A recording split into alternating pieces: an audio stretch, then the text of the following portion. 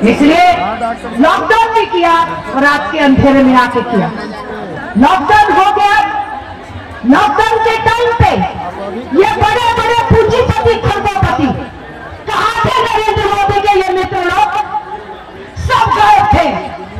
हमारा मजदूर, सरकारी और हमारे पब्लिक सेक्टर का और हमारे स्कीम वर्कर्स, उनमें विशेष करके आशा वर्कर, हमारे डॉक्टर, हमारे टेक्नीशियन, हमारे सफाई कर्मचारी सब इस देश में डटे रहे, देश के लोगों की सेवा करने में डटे रहे। और जिनकी सेवा नरेंद्र मोदी कर रहे हैं, जिनको मालामाल कर रहे हैं, जिनको खरबोपति बना रहे हैं, जिनको देश और दुनिया की पूंजी हवाले कर रहे हैं, जिनके हमारे पब्लिक सेक्टर की पूंजी अडानी में लगा दी गई, हमारे 10-10 पब्लिक सेक्टर की पूंजी लगी है। LIC में जनता का पैसा 30,000 करोड़ लगा दिया अडानी की कंपनियों में। अब हमारी GIC के पीछे पड़े हुए हैं। इसी तरीके से हमारे हर पब्लिक सेक्टर के ऊपर हमला बोल रखा इस सरकार ने, और उसी पब्लिक सेक्टर ने मदद किया इस देश में। वही लोग थे जो अपनी जनता को पूछ रहे थे, और उस टाइम में डॉक्टरों को पगार नहीं, आशा वर्कर को पगार नहीं, सफाई कर्मचारी को पगार नहीं। कई अस्पतालों में हिंदुस्तान भर के अंदर उस कोरोना महामारी में सेवा करने का काम भी करो और सड़क के ऊपर उतर के अपनी पगार मांगो, ये दिन देखे हैं हम लोगों ने। और इतना ही नहीं, ये और इनके मित्र तो मजे लूट रहे थे। हमारे लोग काम कर रहे थे, एक दूसरे की मदद कर रहे थे। सरकार ने कहा सबको लॉकडाउन की वेतन मिलेगी, सरकार अपनी बात से मुकर गई, नहीं दिया। सरकार ने कहा तुम्हारा किराया भाड़ा हम दे देंगे, तुम यहीं रुको, लॉकडाउन खुलेगा फिर उद्योग में काम करना। सरकार इस बात से भी मुकर गई। मकान मालिकों ने मजदूर उनके परिवारों समेत निकाल दिए घरों से, और उनके पास कोई चारा नहीं बचा। इतने बड़े हिंदुस्तान में हजारों किलोमीटर पैदल चले हमारे मजदूर। हम भूल नहीं सकते हमारी महिलाएं, एक बच्चा अटैची पे सो रहा, एक बच्चा गोदी में है और वो अटैची खींच रही है और पैदल चल रही है। कोई गोद में बच्चा, कोई कंधे में बच्चा, कोई अटैची में बच्चा, वो पैदल चल रही है। पुरुष स्त्रियां पैदल चल रहे। एक हमारी 15 साल की ज्योति, वो लुधियाना से 1500 किलोमीटर की साइकिल चला के अपने अपंग बाप को बिहार तक लेकर के गई। वो पूछा नहीं सरकार ने, पूछा नहीं पूंजीपतियों ने। जब वो वहां पहुंच गए तो कुछ कंपनियां कह रही हैं ज्योति तुम्हें साइकिलिंग करवा देंगे, तुम्हें चैंपियनशिप करवा देंगे। वो मर रही थी, अपने बाप को जिंदा ले जाना चाहती थी, तब कोई उसकी मदद में नहीं आया। प्रधानमंत्री सफेद जो 56 इंच का सीना दिखाते रहते हैं। इसलिए साथियों, हमारा आपसे कहना है, हमारे मजदूरों को शीशा गया सड़कों पे, हमारे मजदूरों के ऊपर केमिकल छिड़के गए जो पैदल चल रहे थे। हमारे मजदूर ये महाराष्ट्र से बहने आई हैं, इनके वहां औरंगाबाद में जो महाराष्ट्र में रेलवे पटरियों पे कट गए सोते हुए। हमारे मजदूर सड़कों पे एक्सीडेंट्स में मरे। हमारे मजदूरों के माथे पे कालिक से लिखा गया और लिखा गया मैं डिजास्टर मैनेजमेंट के कानून को तोड़ रहा हूं। अरे वो जिंदा रहना चाहता है, अपने परिवार के पास ही जाके मरना चाहता है, और तुम उसको कह रहे तुम कानून तोड़ो, अपने घर नहीं जा सकता। और सरकारों का क्या हाल था?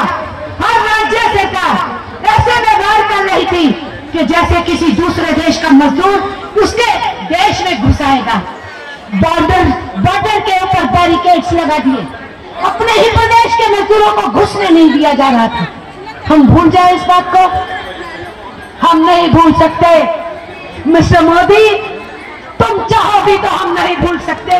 खून के आंसू पिलाए हैं तुमने हमारी जनता को, नहीं भूलेंगे हम। मुझे अभी भी याद है, मजदूरों को रोका गया आगरा में, एक जगह पे इकट्ठा करके सैकड़ों मजदूरों को, और वो झांक रहे हैं जैसे वो कहीं हत्या करके आए बेचारे, जैसे वो अपराधी हो गए हैं, जो अपने हाथों से बहुत कुछ बनाते हैं, श्रमिक है, उनको बंद किया हुआ, उनके आगे खाना फेंक रहे हैं। कैसे खाना फेंक रहे हैं, जैसे कुत्ते के आगे खाना फेंका जाता है। नरेंद्र मोदी की सरकार मजदूर विरोधी है। मजदूरों के ऊपर आक्रमण करके उनको खून के आंसू बहा के प्रधानमंत्री जी को कौन सा सुकून मिलता है, इन्हीं को मालूम होगा।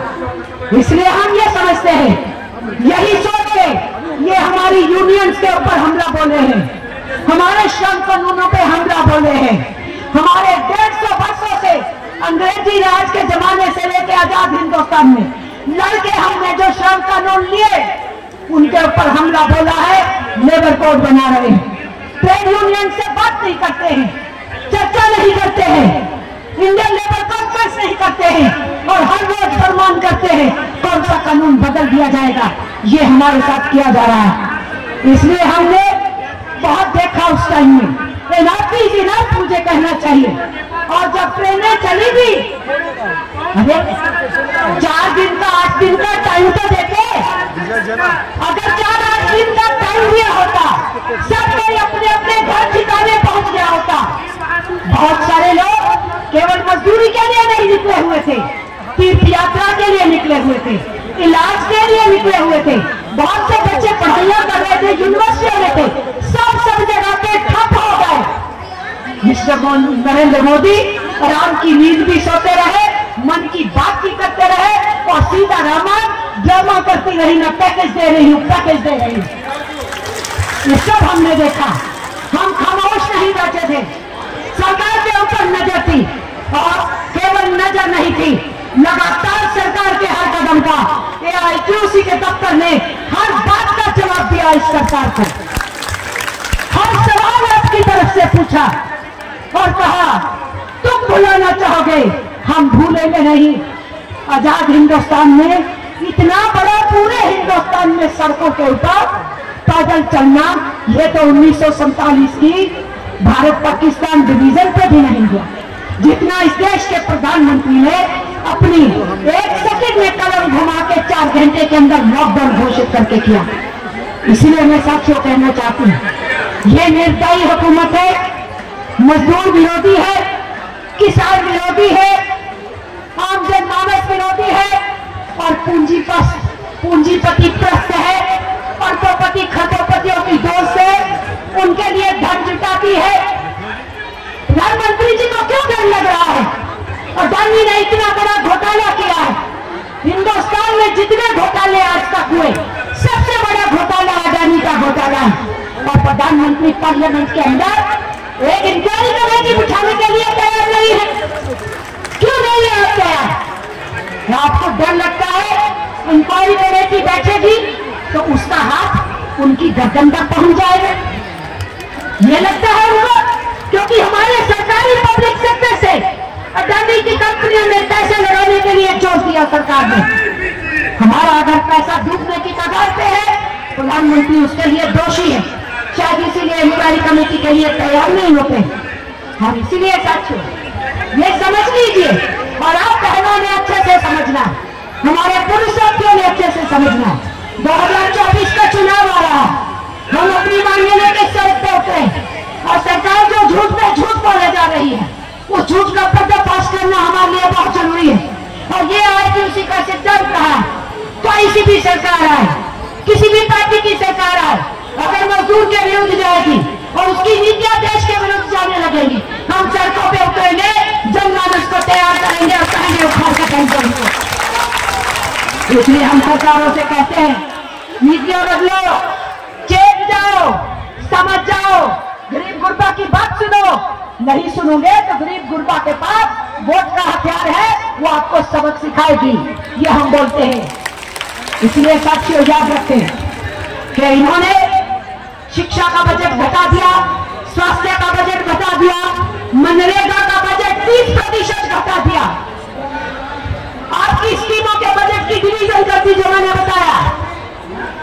देखा जाए तो उस बजट में भी कटौती है, तो जो जनमानस के विकास के लिए है वो सब बजट घट रहे हैं और जो पूंजीपतियों की बढ़ोतरी के लिए उनके लिए कानून बन रहे हैं। कुछ लूट करके देश से बाहर भाग गए, कुछ इस देश में बैठे लूटा हुआ पैसा है, और सरकार उनकी लूट को जायज कैसे ठहराए, सरकार रात दिन उसमें लगी हुई है। इसलिए साथियों समझ लीजिए, आप में बहुत ताकत है, आपका संबंध सीधे नीचे जनता से है, कम्युनिटी से है, मोहल्ले से है, घर बाहर से है। आपके जितने काम है वो सब जनमानस से जुड़े हुए हैं। आपको संदेशा पहुंचाना है।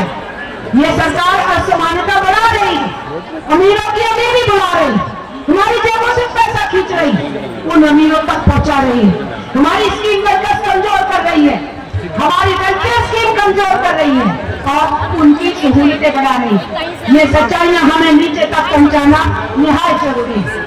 एक बात और मैं आपको बता दूं, कहने को तो बहुत आंकड़े हैं, ढेरों आंकड़े और ढेरों बातें मैं कर सकती हूँ, करना चाहूंगी कि बाकी साथी भी अलग अलग राज्यों से आए, 2-2, 4-4, 5-5 मिनट वो भी बोलेंगे और आपको अपनी शक्ति पूरी दिखा के जाना है।